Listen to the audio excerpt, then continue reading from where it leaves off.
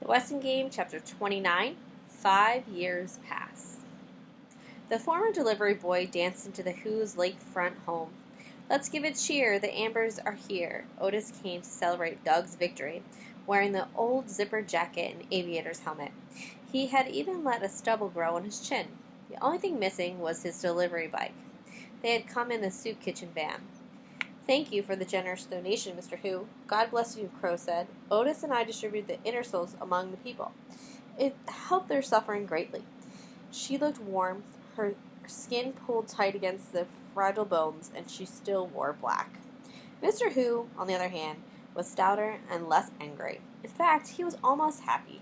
Business was booming. Milwaukee loved Who's little foot-size ease, and so did Chicago and New York and Los Angeles.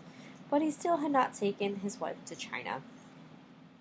Theo Theodakis, graduate of journalism school, cub reporter, held up the newspaper hot off the press. Olympic hero comes home. 4 columns were devoted to the history and achievement of the gold medal winner who had set a new record for the 1,500-meter run. Theo had not actually written the article on the local hero, but he had sharpened pencils for the reporter who did. Take a bow, Doug, Mr. Who said, beaming. Doug leaped on a table and thrust his index fingers high in the air. I'm number 1, he shouted. The Olympic gold medal hung from his neck. Confetti from the parade dotted his hair. The Westing heirs cheered. Hello, Jake. I'm so glad you would come, Sonny, as Madame Who was now called, said, shaking the hand of chairman in the State Gambling Commission. Boom, Jake Wexler replied. Hello, Angela. Denton Deary had grown a thick mustache. He was a neurologist. He had never married. Hello, Denton. Angela's golden hair was tied in a knot on the nape of her neck. She wore no makeup. She was completing her 3rd year of medical school. It's been a long time. Remember me? Seidel Polanski wore a red and white polka dot dress and leaned on a red and white polka dot crutch. She had sprained her knee dancing a tango at the office party.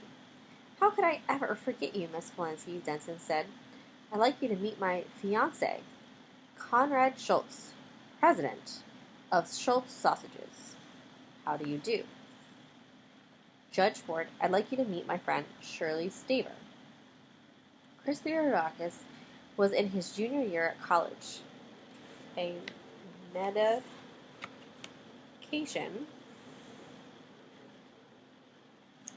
recently discovered kept his limbs steady and his speech well controlled.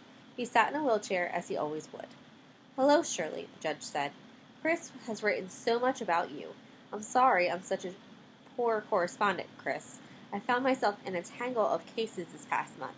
She was a judge in the United States Circuit Court of Appeals. Chris and I were both chosen to go on a birdwatching tour in Central America this summer, Shirley said. Yes, I know.